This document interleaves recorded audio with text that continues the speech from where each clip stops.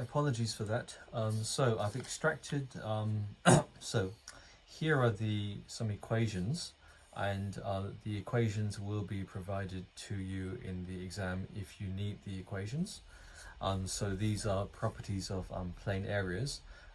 You can find them in Wikipedia, but these are taken from Timoshenko and Gear, Mechanics of Materials, and you would also find them in the Dropbox. So if we flick through these, so you may need some of these when you do these questions. So like for a circular section, it will give the equations for the area and second moment of area. Now when we come to here, number 22, which you can see down here. So number 22 is going to be a thin circular ring. So origin of axis at centroid, and it says approximate formula for case when t is small.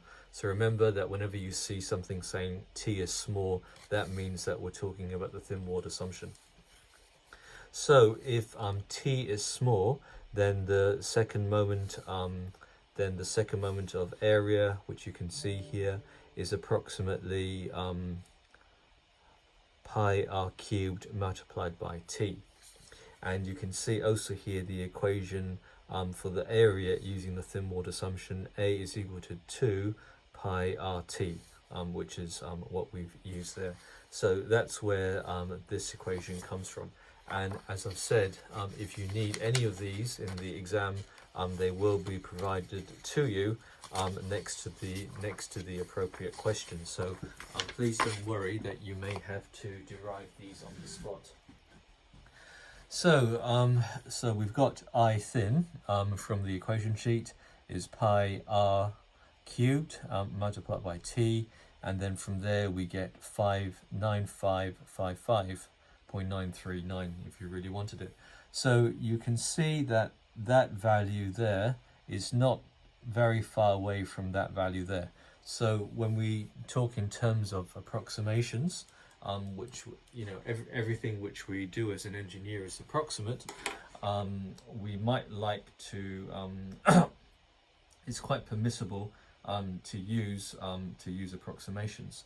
So I'll just try a quick sum here, which would be 9555 divided by 9628, and we can see that this number, whilst it's not numerically equal to that number, is less than 1% inaccurate. So the thin assumption does hold out quite well when the section is thin. So we've got I thin, we've got A for the cross-sectional area, and then we've got the section modulus. Now remember, in this case here, where I'll draw that as the center line.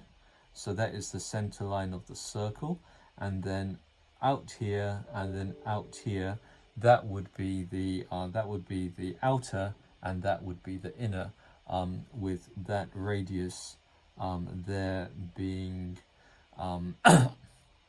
our mid. Okay.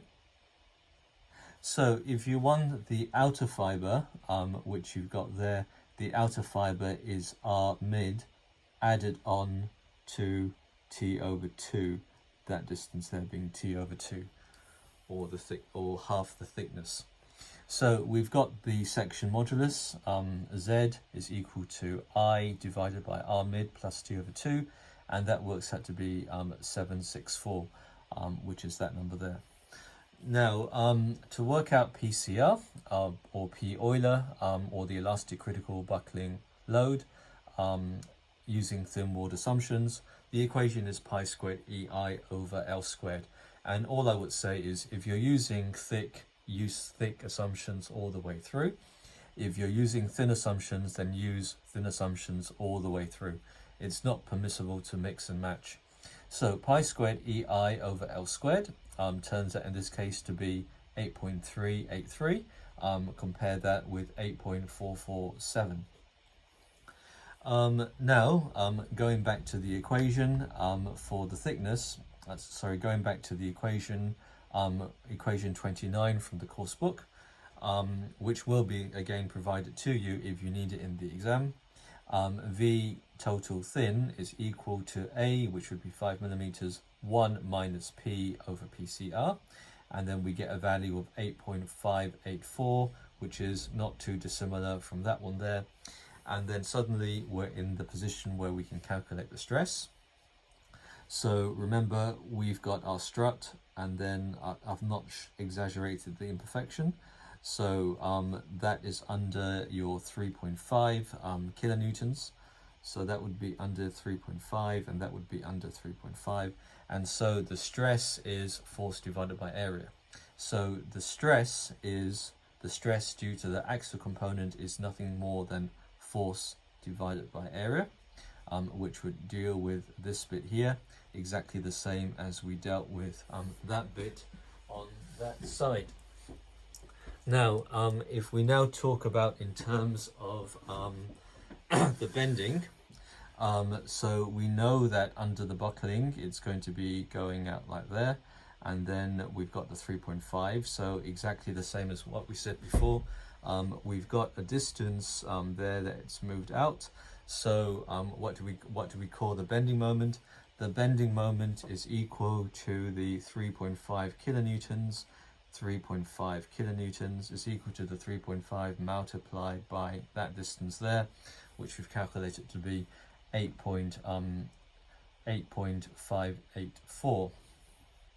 So to work out the stress, I didn't go through it here, but I'll go through it now. The stress due to bending, so this is the stress due to axial, and then the stress due to bending needs to be added on. The stress due to bending, engineering theory of bending, sigma equals bending moment times y divided by I, where I is the second moment of area and y is the distance to the outer fiber, since it's the outer fiber that will be experiencing the most stress. So your maximum stress is the bending moment times that distance out to the top, in this case here, R outer in this case divided by I, and that's equal to the bending moment times Ri over R, just rearranging that. And this term here, the Z, is nothing but your I divided by your R, the R outer, as you can see there. So that's where this equation comes from, and of course it all comes from civil211. So you've got the axial component, force divided by area, and then you've got the bending component as a result of the strut starting to buckle. So you've got your bending moment, and now you need to multiply that by you then need to divide that by the section modulus to work out the maximum stress. So P V total thin, which we've got here, and then divide that by Z thin, and which we've calculated up there, as you can see, and we've got 63.5, and then here we've got 63.014.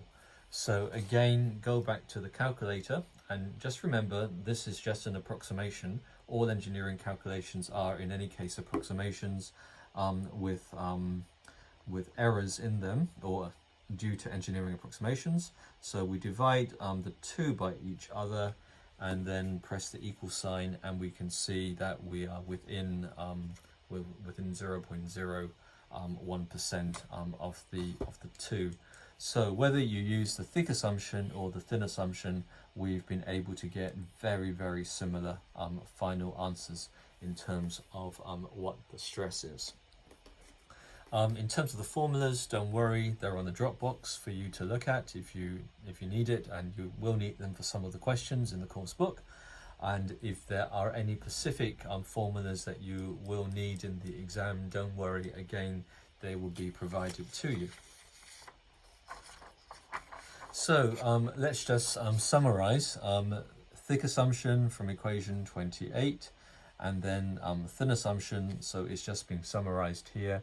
The thick assumption leads to 63, and the thin assumption leads to just a slightly higher stress of 63 0.71. And down here, if you check the drop box, I go through all of the steps very slowly, just so that you can check with your calculator to make sure that everything is consistent. Because sometimes the students do say, when they look at the equations, that they're not completely convinced about that derivation. So some students are not completely convinced by the derivation here to get the 1p over PCR. So this follows because they see PCR over p here, and here it's p over PCR. So just going through the numbers, we just show that it's that both sides are completely consistent. So that now ends example 2, which we can see here, which we can see from the course book here. So that ends example 2.